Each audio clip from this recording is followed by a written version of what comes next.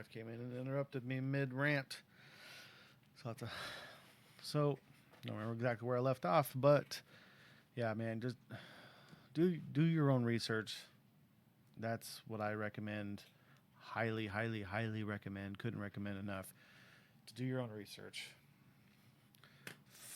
Decide, and if you need to, and if you've never voted before, or if you're having a hard time, sit down, think about your own values, think about what matters most to you, and write it down. And then do just the old school way. Pro-con sheet. You know, does this person believe this? Yes. No. And just go down and just decide. This election, in my humble opinion, is the most important one of my lifetime. And it's the most important one we've had in a very long time, probably in a lot of lifetimes. Like, it's a big deal. It's important. I think that, in my opinion, there's a lot on the line, and I think it's too important to set out or to leave your early mail-in ballot at home. Like, get out, vote early. Like, vote as soon as you can. But really sit down and think about what's important to you. What, if you're a parent, if you got young kids, if you plan on being a parent, if you ever want to be a parent, or if you're a grandparent, or if you're an expectant grandparent, just try to think beyond yourself. Try to think of beyond your lifetime and think about what life could be like and what you want life to be like. And I pray that it's not just a single issue that you're concerned with.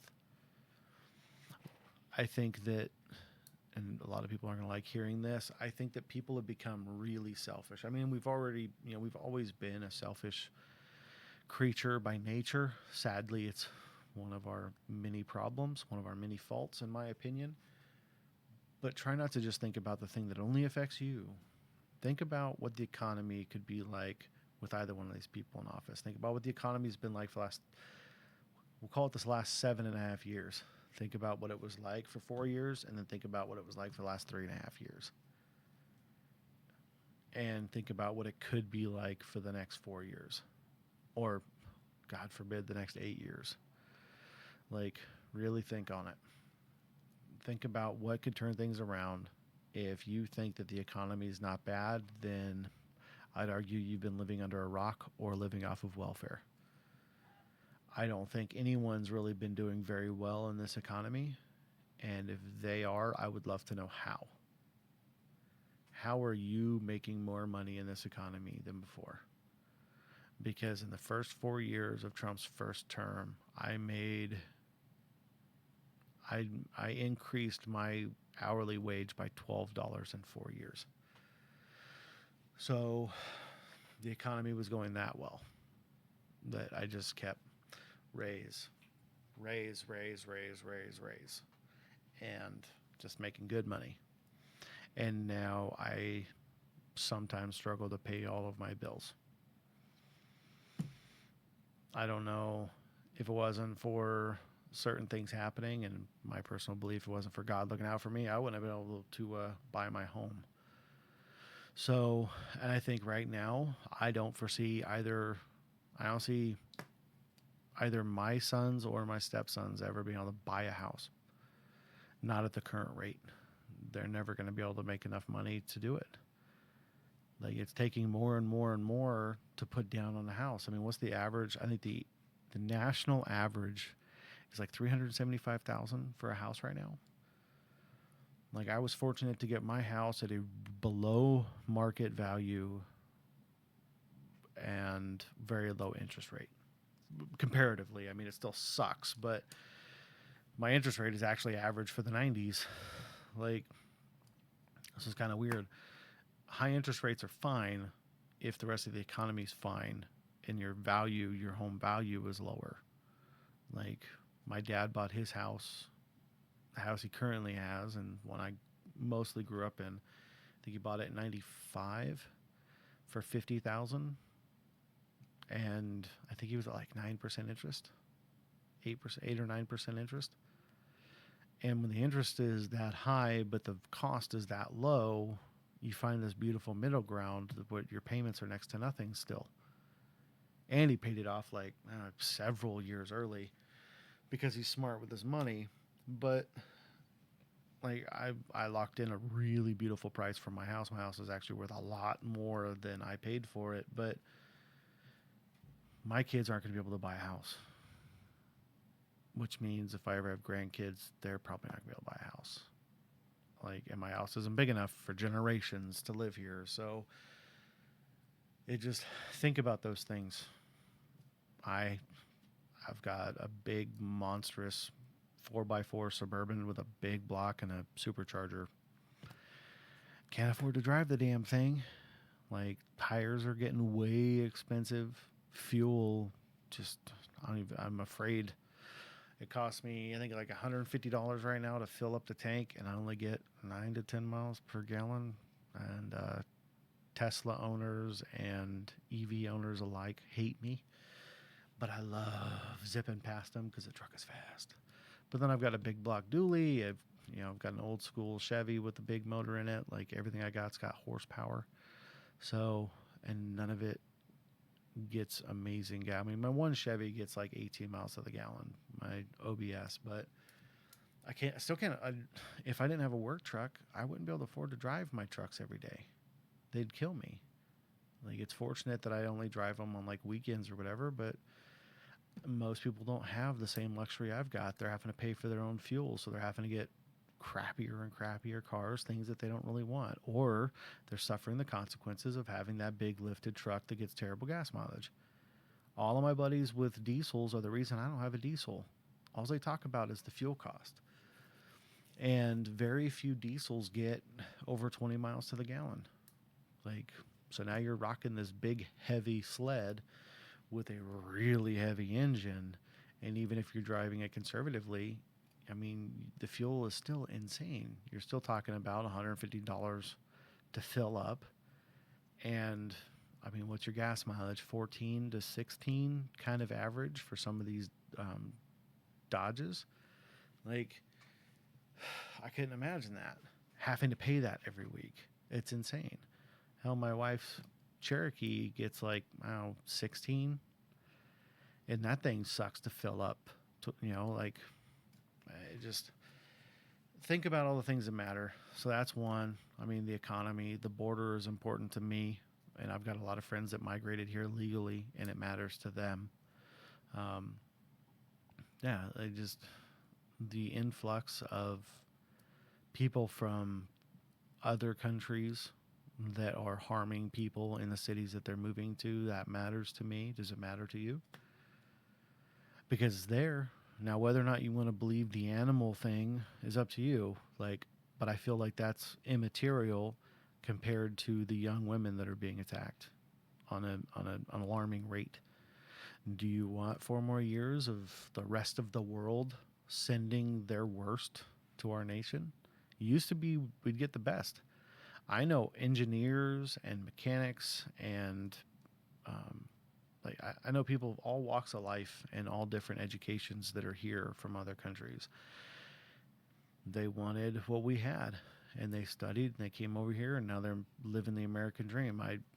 There's a Iraqi guy who's from Baghdad, Iraq, that worked with our troops during all of the conflict in the Middle East from 2003 to 2006.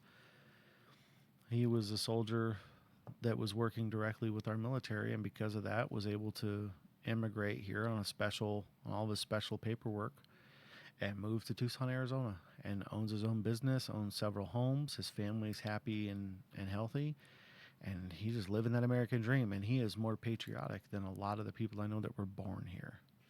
And that dude is out there living the dream and being very successful at it. And he's just generally an awesome guy. I really enjoyed his company. I like hearing the stories about some of the stuff he did over there. And he still owns property in Baghdad that he rents out to some Turkish people. He's got some really fascinating stories. And I'd love to have him on sometime to talk about it. But immigrated here legally, and his whole family living the American dream and doing it right. and putting in the work. It's something that sadly this younger generation just isn't doing. They want everything handed to them. Do you want to hand over all of your taxes to these young lazy people, or do you want to not to do that?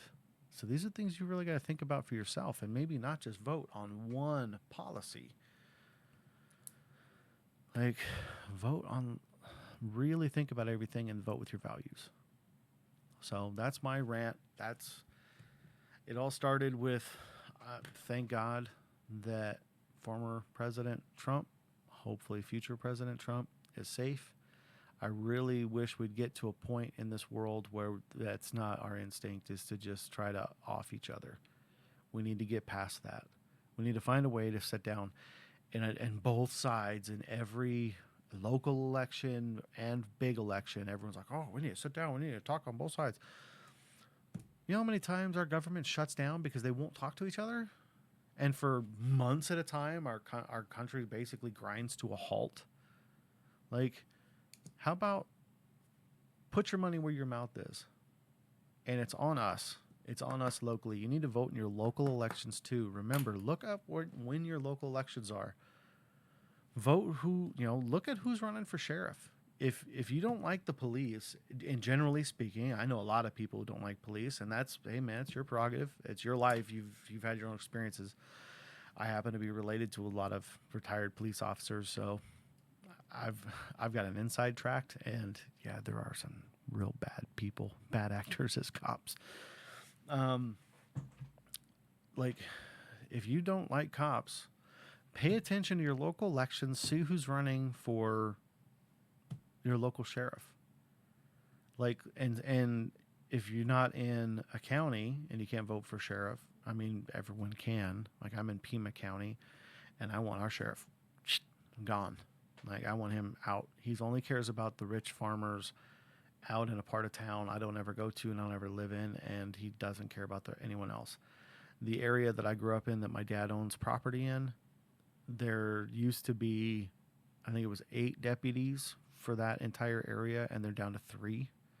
And the area is so big now and so populated because it's been blowing up. They don't hardly get to take calls. Like, it's a bummer.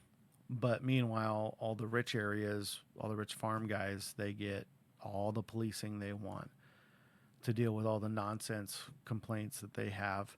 Meanwhile, in an area that has a lot of meth addicts, people getting robbed all the time, houses getting broken into, no sheriffs are there. Like, it's a broken system. So let's just say you don't like police and you want to change things. Vote for a different sheriff.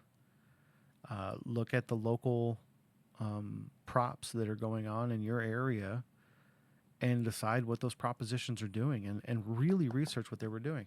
Hell, Arizona a few years ago voted in the highest state tax increase we've ever had for Red for Ed.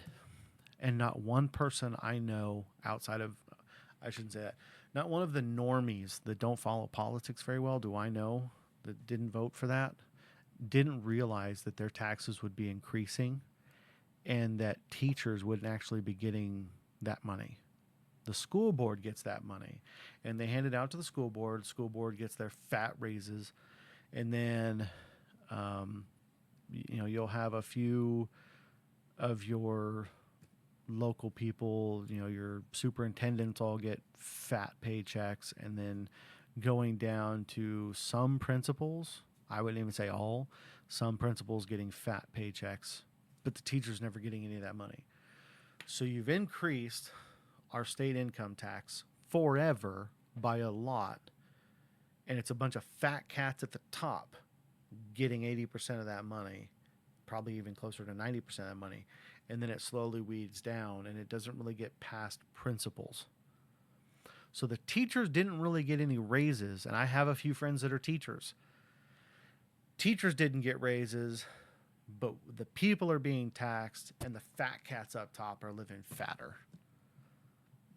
How does someone who works in education, local education, not U of A, not ASU, not GCU, not an institution, but just local TUSD, Tucson Unified School District, how does that person drive around in a brand new Mercedes? Like, interesting. How is it that he lives up in Ora Valley in the $500,000 home, but teachers are poor? Like, these are the things that people need to be voting on and learning about, and not just seeing teachers standing around on the side of the road with their Red for Ed signs and going, "Oh yeah, I care about teachers. They should get more money." Yeah, teachers should get more money, but their higher ups shouldn't. The higher ups are getting overpaid for doing nothing. They're the fat. They're the top heavy side of the institution. And it's like that for a ton of other issues. Like, but do the research on the propositions coming up in your neck of the woods and decide if they align with your values, and decide what if you're going to check yes or you're going to check no. Are you going to vote for nanos? No, you shouldn't. But like, decide who in column A and who in column B do you like. Don't just vote down the party line. Oh, well, so-and-so told me to vote yes on Prop 230 and no on 233. Like, don't. Do your own research. Please. God, I wish people would go back to knowing who's in office. I don't have a single friend that could tell me who Nanos is. Or Gutierrez. Like, they have no freaking clue, but they see the signs everywhere. So when they go in on polling day, if they decide to vote, they're just going to look down and they're going to see an R and a D. Well, I'm going to tell you right now, not all R are good, and not all D are terrible. Now, I'm on one side of the aisle, so I typically don't like most of the Ds, but I sure as hell don't like most of the Rs either. Like, it's a fact of the matter. Half the time I find a third party, but I know these people. I'm paying attention to these people. Hell, in some cases, I'm going to some of these people's, like, when they're doing their soapbox, when they're standing and having a chat somewhere at a local place. Like, and we've been inviting these people to have different functions at our church so that people can get out and hear what these people have to say. Like, hey, if you're willing to come out and talk, we'd like to listen. And so we can know who you really are and what you're really about. And sadly, most people in local elections don't do that. They don't get out there and actually meet people and shake hands. Like the old saying, you know, shaking hands and kissing babies. That's what you need to do in order to let the people know who you are. Like, I vote for smaller people that most people have never heard of in most circumstances, because I'm tired of these fat cats who have been sitting in office. Like, we've had Raul Grijalva. The dude is Tucson royalty, and he doesn't do a damn thing for anybody. He doesn't. He hasn't done a thing in forever. Hell, he hasn't been seen since February. The guy's still running, and he's alive. No one's seen him. I don't know if the dude's still alive. Like, but his name is still on the ballot, and I think that he's probably going to win it, and then they're going to find out that he's not there, he's unhealthy, he can't do it, and they're going to hand it off to some other idiot, basically handing off the baton for the next 30 years, because that guy's been in office for like 30 years and has brought nothing to the table. He hasn't created one job, hasn't helped anyone get anything. But somehow he keeps getting voted in, and we need to stop this. I would love to see term limits for everyone, local, everything, every level. I know most of our senators here are all term limited, which is why the senators then tried running for something else. I think our congressmen are also. It's like right now we've got a congressman running against Kerry Lake for Senate.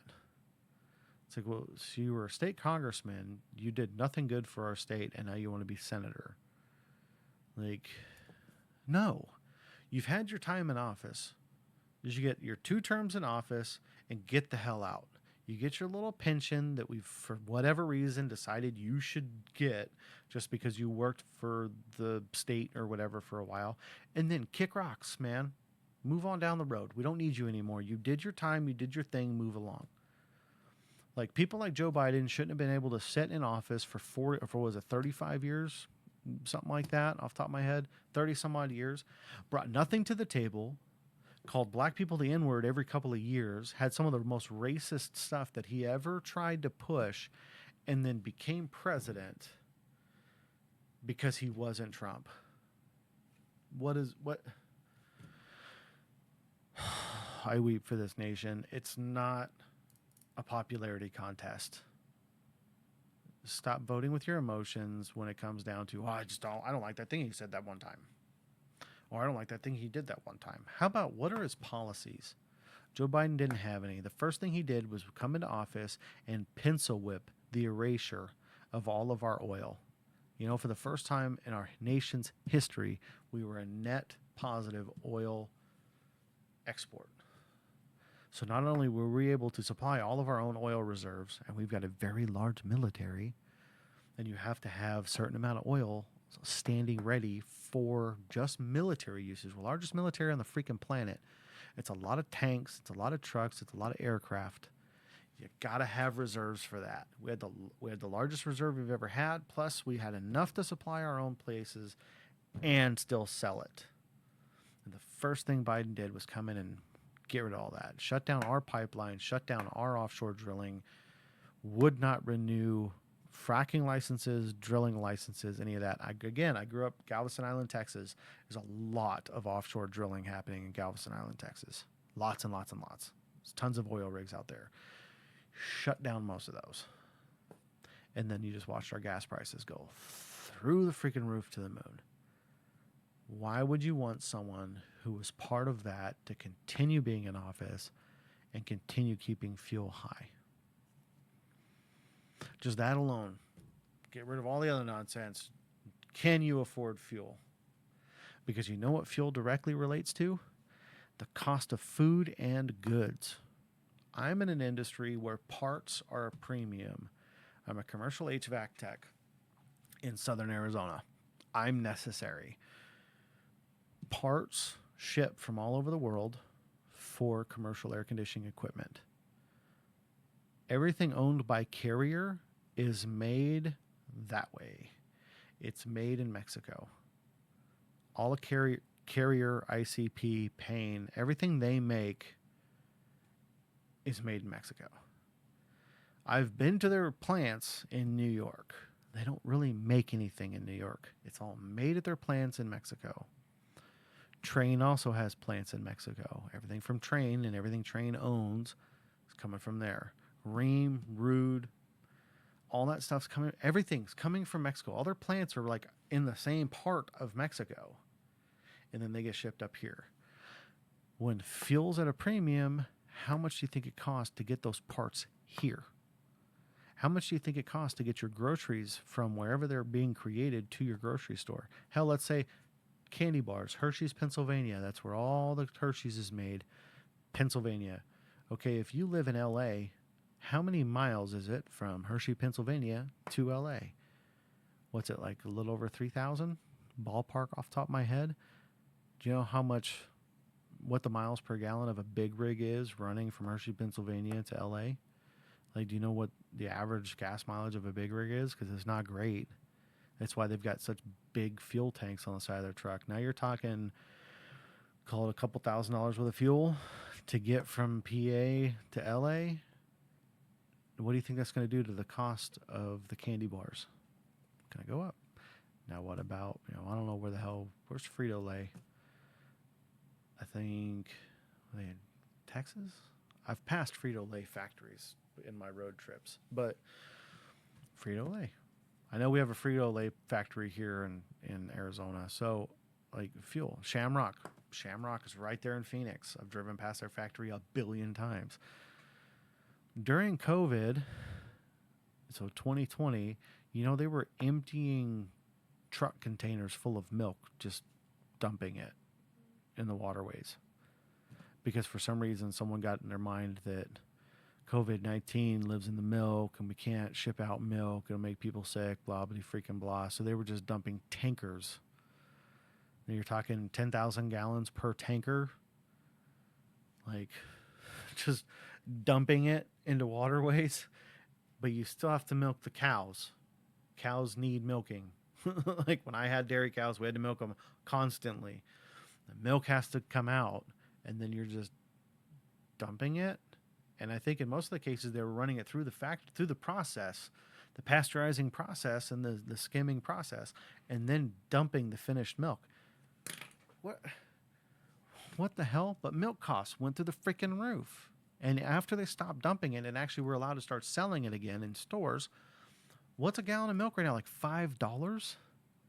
It's made an hour and 20 minutes from my freaking house, and it's $5 for a gallon of milk. Why? Why? Why is everything so damn expensive? And why would you want to vote for someone who's going to keep that all the same? Based on one policy? Like, please, do the research. Like, and there's probably 1,000 other examples I haven't even thought of, but I'm just thinking of some that are kind of close to home. Like, please, pay attention.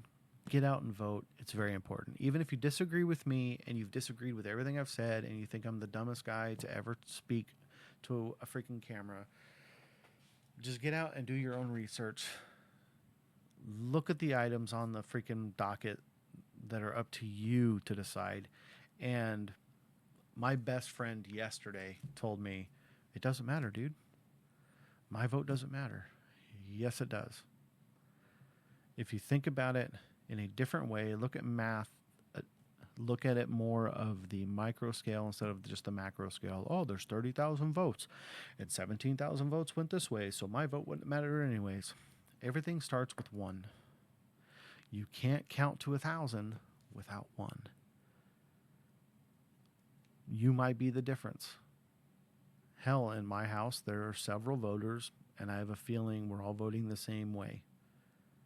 There might be another house with one more person than my house, and they're voting the opposite way, and that one person's vote now knocks my votes out. It's a cancellation process. And you get there by ones. So if you have any friends out there that aren't registered to vote, please get them out there. Please get them registered. If you're getting an early ballot for mail-in, please fill it out. Please mail it in. Mail it out immediately. You get it, vote, put it back in the box, mail it out. There's a QR code on each one of those ballots you can scan so you can follow your ballot. Now, everyone can follow it. Now, it does not show anyone who you voted for. Nothing you wrote in there. No, the world will never know. But you can get on and you can track your ballot to make sure your ballot counts, because your vote does count. All votes matter.